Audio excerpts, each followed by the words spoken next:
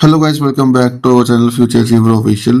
ये video lecture जो है बड़ा इंपॉर्टेंट रहेगा आपके आने वाले हर एग्जाम के लिए, स्पेशली एनटीपीसी अंडर ग्रेजुएट वाला या एसएससी जो भी एग्जाम है। इसमें मैं कोशिश कर रहा हूँ कि जो भी अभी एनटीपीसी में एग्जाम में क्वेश्चन आया ना, उसको उसको प्रॉपर वे में एक्सप्लेन करके आपको मैं प्रोवाइड करूँ, ताकि आपको कहीं और एक दूसरी जगह भटकना ना पड़े। ठीक है, तो इस वीडियो को जरा से जरा लाइक करना, क्योंकि बहुत एफर्ट लगता है कंटेंट बनाने में।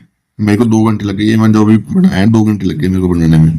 ठीक है, तो अभी एक क्वेश्चन पूछा गया था, कंट्रोलर एंड ऑडिटर जनरल जो है वो कौन अभी बनाया हुआ है, तो वो है अभी के संजय मूर्ति। ये आई थिंक नवंबर में इनकी अपॉइंटमेंट हुई है। इसके पहले जो है वो जीसी मुर्मू थे। ठीक है, और जीसी मुर्मू जो है वो जम्मू कश्मीर के लेफ्टिनेंट गवर्नर रह चुके, first lieutenant governor of Jammu Kashmir. ये भी आपको क्वेश्चन पूछते हैं, मैंने लिखा नहीं हुआ, पर ये याद रखना। ठीक है, और कंट्रोलर और ऑडिटर जनरल जो है किसके कौन से आर्टिकल के अंदर जो इनकी अपॉइंटमेंट होती है, आर्टिकल 148 है। ठीक है, ये जो ऑर्गेनाइजेशन जो है वो स्टैब्लिश हुई है, ये वाली controller and auditor general constitution के अकॉर्डिंग। ठीक है, उसके बाद सेबी जो है वो सेबी का भी चीफ कौन बना है, तूफान कांडा पांडे। अगर आपको यहाँ से क्वेश्चन पूछेगा ना कि फर्स्ट वुमेन चीफ ऑफ वो चेयरमैन ऑफ सेबी, तो वह माधवीपुरी बुच। यहाँ पे मेरे को लिखना भूल गया, अभी मैं ऐड करूंगा, तो मैं अपडेट करूंगा, उसमें ऐड कर दूंगा। ठीक है, तो याद है ना, फर्स्ट वुमन चेयरमैन पर्सन पूछेगा सेबी का, तो वो माधवीपुरी बुच। और अभी करंट पूछेगा तूहान कांडा पांडे। ठीक है, और ये जो है पहले नॉन स्टैट्यूटरी बॉडी थी 1988 में। उसके बाद स्टैट्यूटरी बॉडी बनाया गया 1992 में, किसकी रिकमेंडेशन के ऊपर, नरसिम्हा कमेटी के ऊपर रिकमेंडेशन के ऊपर। ठीक है, ये भी आप याद रखना, मैं जो भी इंपॉर्टेंट पॉइंट्स में इसमें ऐड कर हुए हैं।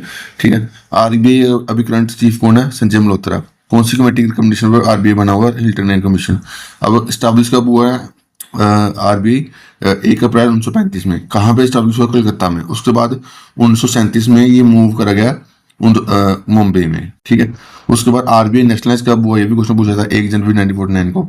अभी आरबीआई इस साल जो है वो उसने कंप्लीट कर 90 साल। ये भी क्वेश्चन एनटीपीसी में पूछा गया है, तो उसमें मैंने एक ही जगह ऐड कर दिया हुआ है। ठीक है, उसके बाद अभी पूनम गुप्ता रिसेंटली मई की करंट अफेयर है, ये न्यू आरबीआई की डायरेक्टर बनी है, डिप्टी गवर्नर बनी, और न्यू आरबीआई की डिप्टी गवर्नर बनी पूनम गुप्ता। ठीक है, फॉर ए पीरियड ऑफ 3 साल, 3 साल के पीरियड के लिए।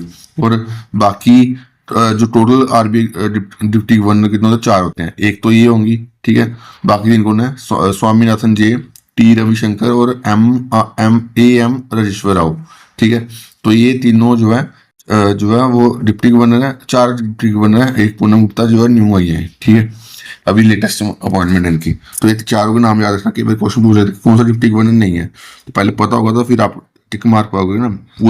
पूनम गुप्ता, स्वामीनाथन जे और टी रविशंकर और एम राजेश्वर राव।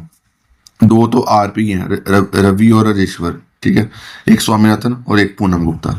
ठीक है, उसके बाद आगे चलते हैं, ये हो गया। उसके बाद ये भी क्वेश्चन पूछा गया नवंबर 2024 में मिल्की की प्रोडक्शन, नेशनल मिल्क डे मनाया था। कब मनाया था, ये भी आप जाना है 26 नवंबर को। ठीक है, यहाँ पे जो एनटीपीसी में पूछा गया था, वो वहाँ से ये पूछा गया था कि नवंबर 2024 सॉरी ये डेयरी रेवोल्यूशन के लिए कौन सा डे मनाया जाता है, तो नेशनल मिल्क डे। ठीक है, उसके बाद 26 नवंबर को जो है वो नेशनल मिल्क डे मनाया था, किसकी याद में, वर्सन वर्सी डॉक्टर विल्की सेगुरिन, जो कि जिसको फादर ऑफ व्हाइट रेवोल्यूशन में बोले थे। ठीक है, व्हाइट रेवोल्यूशन किसके लिए, व्हाइट रेवोल्यूशन किसके लिए, मिल्क की प्रोडक्शन के लिए, मिल्क के लिए। ठीक है, और इसके लिए एक ऑपरेशन भी लॉन्च करा गया था, इसका नाम था ऑपरेशन फ्लड। ये भी आगे था, मैंने जो भी इंपॉर्टेंट पॉइंट्स है ना वो सारे इसमें ऐड करे हुए हैं। उसके बाद national dairy development board found किया गया 1965 में। ये भी याद रखना, मैंने जो भी इंपॉर्टेंट आपको एग्जाम में क्वेश्चन पूछ सकते हैं, मैं सब कुछ इसमें ऐड करा हुआ है। उसके बाद 3 जनवरी को कौन सा डे मनाया था, डीआरडीओ फाउंडेशन डे। कब डीआरडीओ कब स्टैब्लिश हुआ, 1958 में। अभी इस साल कौन सा फाउंडेशन डे था, 67। ये भी क्वेश्चन पूछेंगे, जो भी मैंने इसमें ऐड करा वो आता है, तभी मैंने उसमें ऐड करा हुआ है। ठीक है, उसके बाद वर्ल्ड ब्राइल डे कब बनाया था, वर्ल्ड ब्राइल डे बनाया था 4 जनवरी को। और कब से शुरू हुआ, 2018 से। 2018 में यूनाइटेड नेशन जनरल असेंबली ने इसको अप्रूवल करा था, इस डे का। और फर्स्ट सेलिब्रेट करा था 2019 में। ठीक है, और 2025 की थीम क्या है, सेलिब्रेटिंग एक्सेसिबिलिटी एंड इंक्लूजन। मैंने थीम भी लिख दी हुई ताकि आपके लिए ईजी हो जाए। ठीक है, 9 जनवरी को कौन सा डे बनाया था, NRA day, non resident Indian, प्रवासी भारतीय दिवस बोलते हैं। ये इसकी थीम क्या थी, डायस्पोरिक कंट्रीब्यूशन टू विकसित भारत। ठीक है, ये 9 जनवरी की थीम थी। उसके बाद 10 जनवरी की कौन सी थीम थी? 10 जनवरी कौन सा डे था? वर्ल्ड हिंदी डे मनाया था। और इसकी इसकी थीम क्या थी? Hindi global voice for unity and culture pride. Hindi global voice for global voice of unity and cultural pride. ठीक है। 12 जनवरी को कौन सा डे मनाया था? National youth day. ठीक है। इसकी थीम क्या थी? Youth for sustainable future. ठीक है। 12 जनवरी को यूथ डे मनाया था। इसकी थीम क्या थी? Youth for sustainable future. ठीक है, ये हो गया, ये हो गया। उसके बाद और भी क्या था? एक मिनट ना, यहाँ पे मैंने अभी और भी बनाया हुआ है कंटेंट। अब देखो यहाँ पे क्वेश्चन पूछा गया था ग्लोबल, ये मैं जो भी पूछा गया मैं उसके लिए जो भी क्वेश्चन पूछ सकता हूँ मैं सब कुछ ऐड करा हुआ है। ग्लोबल इनइक्वालिटी इंडेक्स में इंडिया का रैंक कितना था? 188। इंडिया ये पूछ रहा गया था इंडिया का रैंक कितना? 108। टोटल कितने मेंबर कंट्री थी? 109 193। ठीक है। उसके बाद ग्लोबल जेंडर गैप इंडेक्स में इंडिया का रैंक कितना है? 131। टोटल कितनी कंट्री है? 148। उसके बाद क्लाइमेट परफॉर्मेंस इंडेक्स में इंडिया रैंक कितना है? क्लाइमेट परफॉर्मेंस इंडेक्स में इंडिया रैंक है 10th। उसके बाद हेल्नी पासपोर्ट इंडेक्स में इंडिया का रैंक कितना है? हेल्नी पासपोर्ट इंडेक्स में इंडिया का रैंक है 85। उसके बाद क्यूएस फ्यूचर स्किल इंडेक्स में इंडिया का रैंक कितना है? क्यूएस फ्यूचर स्किल इंडेक्स में इंडिया का रैंक 25 है। ग्लोबल इनोवेशन इंडेक्स में इंडिया का रैंक कितना? 39। कितनी कंट्रीज है? 133।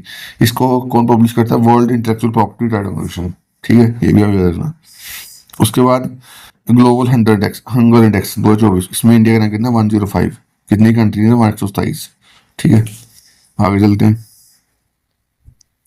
हाँ, अब ये वुमेन आईपीएल के ऊपर भी क्वेश्चन पूछा गया है। वुमेन आईपीएल जो है कब से शुरू हुआ था? 14 फरवरी से लेकर 15 मार्च। ठीक है। और इसमें जो पहला एडिशन जो था वो 23 में शुरू हुआ था, और ये आई थिंक तीसरा एडिशन हुआ। फर्स्ट है, हाँ तीसरा एडिशन। इसके अभी जीता हुआ है 2025 में मुंबई इंडियंस। इसकी कैप्टन कौन है? हरमनप्रीत कौर। सब कुछ पेपर में आया हुआ है, ये क्वेश्चन नया पेपर में आया हुआ है। ठीक है। रनर अप टीम कौन एक थी? दिल्ली कैपिटल। इसकी कैप्टन कौन थी? मैकलेनिंग। ठीक है। और प्लेयर और टूर्नामेंट कौन था इसका? नेट सेवरब्रेंट। ये इंग्लैंड की हैं प्लेयर। ठीक है, मुंबई इंडियंस से खेलती हैं। और इसने इन्होंने सबसे ज्यादा रन भी लगाए थे, 523 रन। उसके बाद सबसे ज्यादा विकेट किसने ली है? एमिलिया केयर और हेनली मैथ्यूज। इसने 18 विकेट लिए, दोनों एमआई से खेलती हैं। ठीक है। उसके बाद ये भी याद रखना, आरसीबी ने वुमेन ट्रॉफी आईपीएल ट्रॉफी जो है कब जीती थी? 2024 में। किसको हरा कर? दिल्ली कैपिटल्स को। ठीक है। दिल्ली कैपिटल बेचारी हर साल जो हारती है वुमेन में। ठीक है। उसके बाद मेंस आईपीएल में अभी अभी किसने जीता? आरसीबी ने। आरसीबी ने मेंस टाइटल जीता फर्स्ट टाइम। ठीक है। और किसको हरा के? पंजाब किंग्स को हरा के। पंजाब किंग्स कैप्टन कौन है? श्रेयस अय्यर। और आरसीबी की कैप्टन कौन है? RCB captain Rajat Patidar. मैं जो भी इंपॉर्टेंट क्वेश्चन पूछ सकते हैं ना भाई, मैं सब कुछ इसमें ऐड कर रहा हूँ, तो आपके लिए कहीं और भटकने की जरूरत नहीं है। ठीक है। उसके बाद सबसे ज्यादा रन किसने लगाए मैच में? साई सुदर्शन, गुजरात टाइटन से खेलते हैं। और सबसे ज्यादा मोस्ट वैल्यूएबल प्लेयर कौन था? सूर्य कुमार यादव, मुंबई इंडियंस से। और सबसे ज्यादा विकेट किसने लिए? प्रसिद्ध कृष्णा, 25 विकेट लिए गुजरात टाइटन से। ठीक है। तो ऑलमोस्ट मैंने मैक्सिमम चीजें जो है वो इसमें ऐड कर दी हैं। आप इसको अच्छे से देखना और वीडियो शेयर करना।